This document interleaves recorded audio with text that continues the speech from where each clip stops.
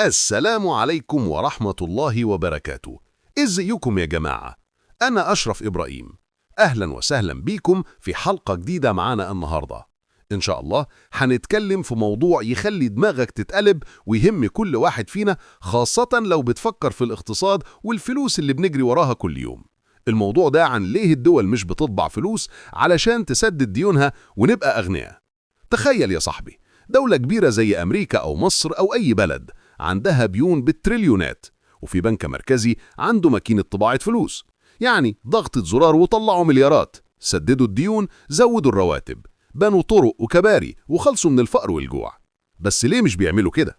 ده سؤال بيجي في بال كل واحد فينا، خاصة لما نشوف الأخبار عن الديون اللي بتكبر زي الوحش والناس بتشتكي من غلاء الأسعار. خلينا نخوض في اللغز الاقتصادي ده سوا ونشوف الحقيقة ورا الفكرة اللي تبدو سهلة، وهل هي فعلا حل سحري ولا هي قنبلة موقوتة هتفجر الاقتصاد كله؟ يلا بينا، يا رب تكون الحلقة دي ممتعة ومفيدة وتخليك تفكر مرتين قبل ما تقول اطبعوا فلوس وخلاص. بس قبل ما نبدأ، لو أول مرة تشوفني يا ريت تعمل سبسكرايب للقناة وتفعل الجرس علشان يوصلك كل جديد. ولو عندك أي سؤال أو تعليق سيبه تحت في الكومنتات وهنرد عليك أول بأول. تمام؟ يلا خلينا ندخل في الموضوع. إيه اللي بيخلي الفكرة دي تبدو مغرية قوي؟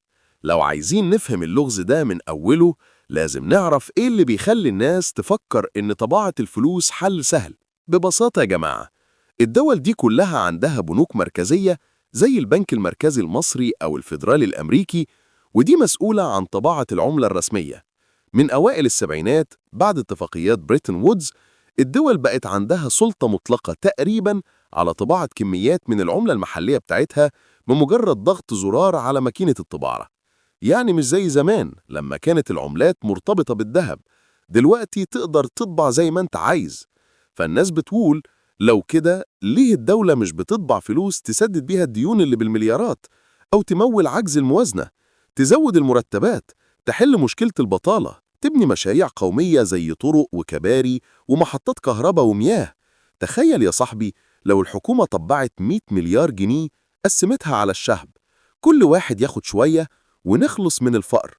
ولو عايزة تسدد ديون خارجية تطبع دولارات أو يورو وخلاص. بس الحقيقة إن الدول مش بتعمل كده، وده مش عشان هم أغبياء أو خايفين من البنوك الدولية، ده عشان في قانون اقتصادي أساسي هيدمر كل حاجة لو عملت كده.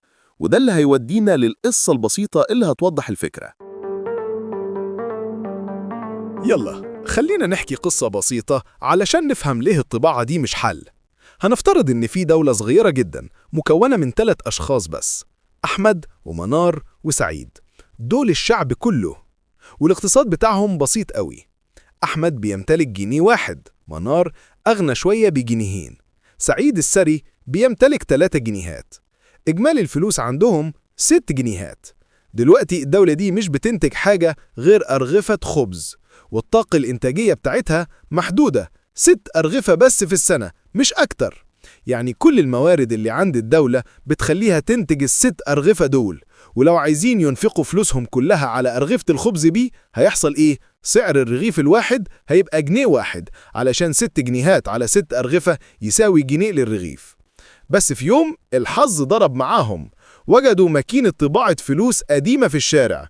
أحمد طبع جنيه زيادة فبقى عنده جنيهين، منار طبعت جنيهين فبقى عندها 4، سعيد الثري طبع 3 جنيهات فبقى عنده 6 جنيهات. إجمالي الفلوس دلوقتي 12 جنيه. بس يا جماعة، كمية إنتاج أرغفة الخبز المتاحة لسه 6 أرغفة برضه. الطباعة ما زودتش الإنتاج، بس زودت قوة الإنفاق بتاع ال3.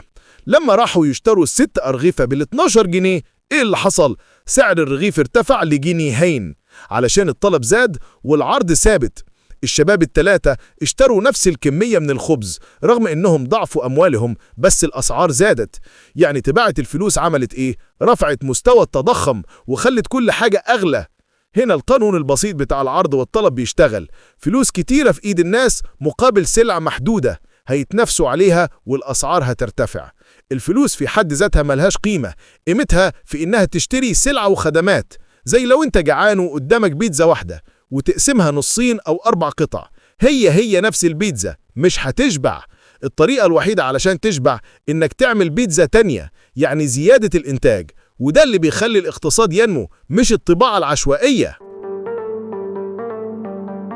دلوقتي خلينا نروح للقصص الحقيقية اللي حصلت في التاريخ علشان نشوف اللي بيحصل لما الدول تطبع زيادة. لو رجعنا بالزمن شوية هتلاقي إن الفكرة دي مش جديدة، وكل مرة جربوها انتهت بكارثة. أول قصة ألمانيا بعد الحرب العالمية الأولى سنة 1921. ألمانيا خسرت الحرب وملزمة تدفع تعويضات للحلفاء حوالي 33 مليار دولار، وده كان مبلغ فلكي وقتها. ما كانش عندها موارد كفاية، والتعويضات لازم تدفعها بالعملة الصعبة زي الدولار الأمريكي. فإيه اللي عملوه؟ بدأوا يطبعوا المارك الألماني بكميات مهولة علشان يصرفوا ويشتروا دولارات ويسددوا الديون. النتيجة هايبر إنفليشن أو التضخم الجامح. الأسعار ارتفعت بصورة كارثية والعملة بقت ملهاش قيمة. قبل الحرب الدولار كان ب4 مارك بس سنة 1914. في أوائل 1922 وصل 300 مارك، وفي نوفمبر 1923 دولار واحد بقى يساوي أكتر من 4 تريليون مارك. تخيل يا جماعة، الأطفال كانوا بيصنعوا طيارات ورق من أوراق النقود علشان يلعبوا. لما تشتري حاجة من السوبر ماركت لازم تشيل الفلوس في عربية يدوية، والعربيات دي كانت بتتسرق والحرامية بيرموا الفلوس وياخدوا العربية نفسها. الستات في البيوت كانوا بيحطوا أوراق النقود في الموقد الترابي علشان يطبخوا، علشان أرخص من الحطب. في المطاعم الجرسون كان بيطلع كل نص ساعة يعلن الأسعار الجديدة. طبق رز بالفراخ زاد من 50,000 مارك ل 130,000 مارك. تخيل تقعد تاكل وفجأة الطبق تمنه بيزيد.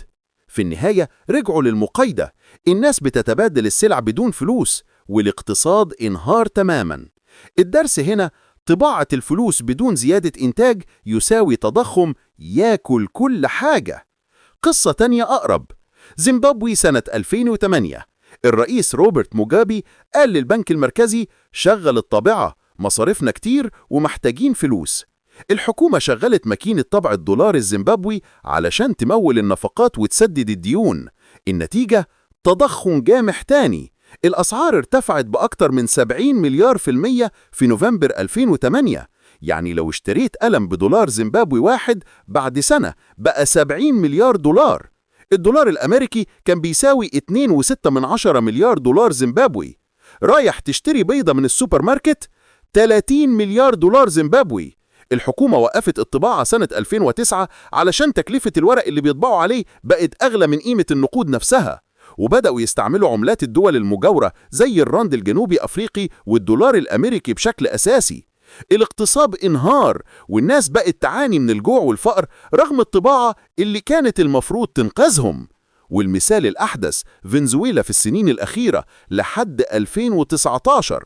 الحكومة تحت حكم نيكولاس مادورو شغلت الطابعة لتمول الديون والنفقات الاجتماعية، وصندوق النقد الدولي توقع تضخم يوصل 10 مليون في المية. البوليفار الفنزويلي بقى يصنع منه شنط وبيبيعوها على الحدود مع كولومبيا. الجريدة كانت بتتباع ب2 مليون بوليفار والفرخة ب15 مليون. لازم تحمل عربية نص نقل مليانة فلوس علشان تشتري كيلو فاكهة وفرخة. الاقتصاد انهار والناس هربت بالملايين والدولة بقت على حافة الانهيار الكامل. دول القصص الشهيرة يا جماعة اللي بتثبت إن الطباعة دي مش حل، هي سم. وجهة نظر الاقتصاديين مفيش سحر في الفلوس. على الناحية التانية الاقتصاديين والحكومات بيقولوا إن الطباعة دي مش حل، وهم بيستندوا على قوانين اقتصادية أساسية. الطلب على العملة بيتناسب بعرض السلع والخدمات اللي بينتجها الاقتصاد. لو طبعت الزيادة بدون نمو هيحصل تضخم والقيمة هتنهار. الطريق الصح للثراء هو زيادة النمو الاقتصادي، بناء مصانع، تطوير التعليم، تشجيع الاستثمار، خلق فرص عمل جديدة وتحسين حياة الناس. دي طبيعة الاقتصادات المتطورة زي أمريكا أو ألمانيا دلوقتي، اللي بتطبع فلوس بس في أوقات الركود وبكميات محسوبة جدا علشان تحفز الإنفاق بدون تضخم جامح. بس الاستمرار في الطباعة العشوائية هو طريق الدول الفاشلة اللي بتقود اقتصادها للجحيم. حتى لو البنك المركزي حر، في ضغوط دولية زي صندوق النقد وثقة المستثمرين اللي هتختفي لو طبعوا زيادة. إيه اللي بيخلي الناس مطمئنة دلوقتي؟ الناس اللي بتدرس الاقتصاد بتقول إن الدول اللي نجحت زي الصين أو سنغافورة ركزت على الإنتاج مش الطباعة. في دراسات من البنك الدولي بتثبت إن التضخم فوق 10% بيدمر النمو ويخلي الفقراء أفقر. وحتى لو في أزمات زي كورونا، الدول طبعت بس مع خطط لنمو مش عشوائي. الحقيقة وسط الجدل ده، الاقتصاد زي الجسم، مش ينفع تاكل سكريات زيادة. طباعة الفلوس بدون إنتاج يساوي تضخم وانهيار. الدرس القرآني هنا مذهل، زي قوله تعالى في سورة الروم: ظهر الفساد في البر والبحر بما كسبت أيدي الناس. يعني الفساد الاقتصادي بسبب أخطاء الناس زي الإسراف في الطباعة. والرسول صلى الله عليه وسلم قال: المسلمون كالجسد الواحد. يعني الاقتصاد زي الجسم، لا أفرط في حاجة هيمرض. الإعجاز إن القرآن وصف التوازن قبل 14 قرن. الخلاصة: في النهاية يا جماعة، الدول مش بتطبع فلوس تسدد ديونها، علشان ده هيدمر الاقتصاد بالتضخم زي ألمانيا وزيمبابوي وفنزويلا. الحل في النمو والإنتاج، مش الطباعة السحرية. لو عايش في بلد مليانة ديون، كن حذر، استثمر في تعليمك، وتابع الأخبار الاقتصادية. ولو عندك سؤال عن مثال معين أو إزاي تحمي فلوسك من التضخم، سيبه في الكومنتات وهنجاوب في الحلقات الجاية. يلا، خلينا نشوفكم في الحلقة الجاية، وما تنسوش سبسكرايب وتفعيل الجرس. سلام.